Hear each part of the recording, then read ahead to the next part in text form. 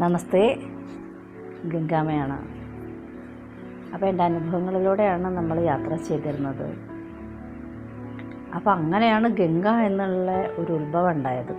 അതെൻ്റെ പേരിൽ മാത്രമല്ല, എൻ്റെ പ്രവൃത്തിയിൽ, എൻ്റെ ലൈഫിൽ പലതും പിന്നെ ഗംഗയുടെ ഒരു യാത്രയാണ്. അവിടുന്ന് പക്ഷെ അതത്ര സുഖമായിട്ട് അങ്ങനെ വന്ന യാത്രയൊന്നുമല്ല കേട്ടോ. അപ്പോൾ 2013 ദേവിയുടെ എനർജിയൊക്കെ എനിക്ക് വന്നു. ഏകദേശം പിന്നെ അവിടെ ഒരു മാന്ത്രിക പഠനമായിരുന്നു. പിന്നെ മാന്ത്രിക പഠനം എന്ന് പറയുമ്പോൾ ദേവിയായിട്ട് കാണിച്ചു തന്ന ഈ ദേവീഗീത കയ്യിൽ കിട്ടി.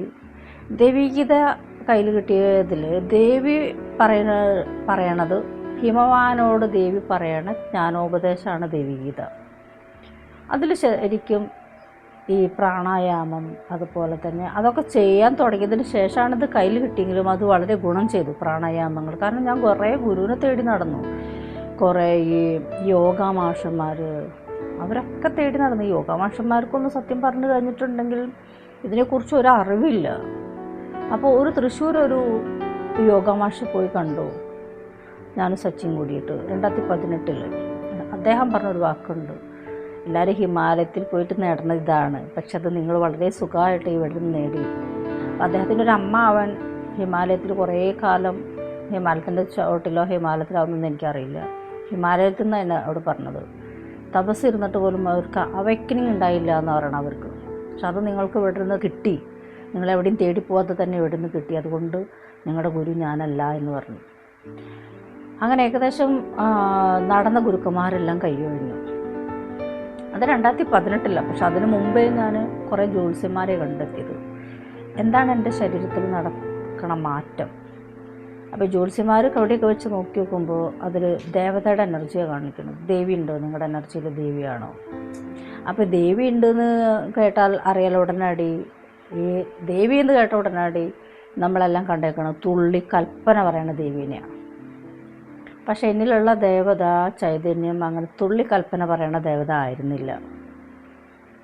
അപ്പോഴും ഇവർക്കൊക്കെ സംശയം, കാരണം ഇവരെല്ലാം കണ്ടേക്കണത് തുള്ളി കൽപ്പന പറയണ ഭഗവതീനാണല്ലോ. എനിക്കാണെങ്കിൽ ഭഗവതീനെ അറിയില്ലല്ലോ. അപ്പോൾ ഞാൻ ആദ്യത്തെ മാരേജ് കഴിഞ്ഞിട്ട് ചേലക്കര എന്ന് പറഞ്ഞ ഒരു കുഗ്രാമത്തിൽ, ചേലക്കരയിൽ നിന്ന് ഏകദേശം ഒരു 7 കിലോമീറ്റർ അപ്പുറത്തെ ഒരു കുഗ്രാമത്തിലാണ് ഞാൻ താമസിച്ചിരുന്നത്. അപ്പോൾ അദ്ദേഹത്തിൻ്റെ ഹസ്ബൻഡിൻ്റെ വീട് പരദേവത പറയുമ്പോൾ മാങ്ങോട്ടുകാവ് ഭഗവതിയാണ്.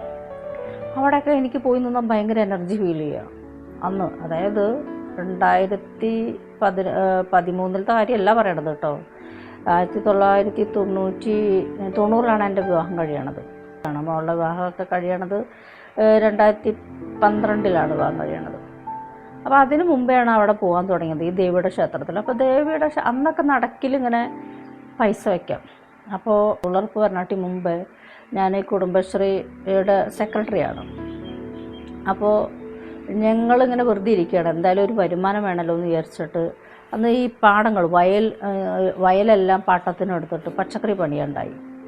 ഈ പച്ചക്കറി പണിതാക്കുമ്പോൾ പച്ചക്കറി ഞാൻ തന്നെയാണ് അതിൻ്റെ മെയിനായിട്ട് മരത്തിലൊക്കെ കയറി കൊമ്പും ചില്ലൊക്കെ ഒടിച്ച് ചുറ്റുപാറും ഒരു 20-25-30 സെൻറ്റ് സ്ഥലം അങ്ങനെ വളച്ച് കെട്ടി ഞങ്ങൾ 8 സ്ത്രീകളുണ്ടായിരുന്നു. പണിയെടുക്കാൻ മടിയായപ്പോൾ 8 പോയിട്ട് 5 ആയി.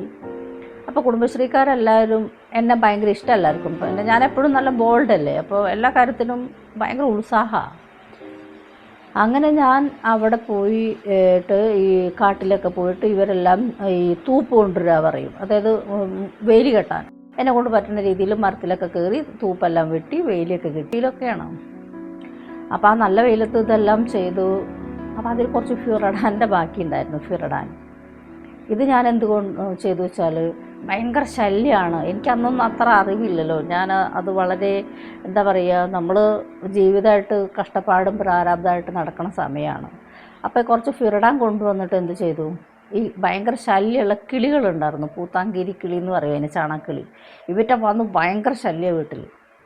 ഞാനത് കുറച്ച് കൊണ്ടുപോയിട്ട് ഈ ഫിറഡാനിലൊക്കെ പരത്തി മിക്സാക്കി, ചോറിൽ മിക്സാക്കി ഇത് കൊണ്ടുപോയി കൊടുത്തിട്ട് ഞാൻ വെള്ളത്തിന് ഇറങ്ങി വന്നു. പക്ഷെ ഞാൻ മറന്നുപോയി, ഇത് വെച്ച കാര്യം മറന്നുപോയി. ഞാൻ വെള്ളം കോരാൻ താഴേക്ക്, ഇത്തിരി ചൂടാണ്, വെയിലാണ്, നല്ല വെയിലാണ്. അപ്പോൾ ഒരു കുന്നിൻ്റെ മുകളിലാണ് വീട്, അവിടെ നിന്ന് താഴെ ഇറങ്ങി വരണം. അവിടെ നിന്ന് ഇറങ്ങി ഞാൻ വെള്ളമൊക്കെ ആകുമ്പോഴത്തേനും ഇതെല്ലാറ്റും കഴിച്ചു. അപ്പോഴാണ് എനിക്ക് ഓർമ്മ വന്നത്, അപ്പോഴത്തേനും കോഴികൾ തിന്നണോ, കോഴികളെന്നെ കോടി ആട്ടി ഓടിച്ചു. പക്ഷെ അപ്പോഴത്തേനും കോഴിയും ഈ കിളികളും തിന്നിരുന്നു. കിളികളത് ചത്തതായിട്ട് ഞാൻ എവിടെയും കണ്ടില്ല, പക്ഷേ അടുത്തുള്ള കോഴികളെല്ലാം ചുരടാൻ കഴിച്ചു. അപ്പോൾ അത് ഈ മാങ്ങോട്ടുകാവ് ക്ഷേത്രത്തിൽ കലശത്തിന് കൊടുക്കണ കലശത്തിന് കൊടുക്കണ ഒരു കോഴികളായിരുന്നു. എനിക്കതൊന്നും അറിയില്ലല്ലോ. ആ രാത്രി എനിക്ക് ദേവി വന്നിട്ട് പറഞ്ഞു, നീ എന്നെ കാണാൻ വാ, അവിടെയാണ് ആദ്യം തുടക്കം. അതായത് ഏകദേശം 2009 എന്ന് പറയാം, 2009 നീ കാണാൻ വാ എന്ന് പറഞ്ഞു. അപ്പോൾ എന്താ കാണാൻ വാ എന്ന് പറയണത് കാരണം ഈ കോഴികൾക്ക് വിഷം വെച്ചുള്ളൂ. അപ്പോൾ അത് കലശത്തിനുള്ള കോഴികളാണ്. തൊട്ടപ്പുറത്തെ വീട്ടിൽ 7ഉം 8ഉം കോഴിയാണ്, അപ്പുറത്തും ഇപ്പുറത്തും ഏകദേശം ഒരു 10-16 കോഴികളെല്ലാം ചത്തുപോയി. കാണാൻ വാ എന്ന് പറഞ്ഞേക്കുമ്പോൾ ഞാൻ ഇവരോട്, എൻ്റെ ഹസ്ബൻഡിനോട് പറഞ്ഞു, നമുക്ക് അങ്ങനെ അങ്ങോട്ട് പോകണം, മാങ്ങോട്ടുകാവിലേക്ക് പോകണം. അപ്പോൾ എൻ്റെ ചെവിയിൽ കേട്ടു, നീ 101 രൂപ എടുത്ത് നടക്കിൽ വെക്കുക, പ്രാർത്ഥിച്ച് വെക്കുകയെന്ന് പറഞ്ഞു. ഞാൻ അങ്ങനെ 101 രൂപ എടുത്ത് പ്രാർത്ഥിച്ച് വെച്ചു.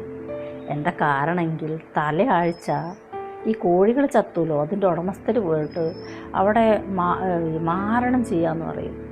എനിക്കെതിരെ മാരണം ചെയ്തു. ഞാൻ ചോര തുപ്പിച്ചാവാൻ വേണ്ടിയിട്ട് മാരണം ചെയ്തു.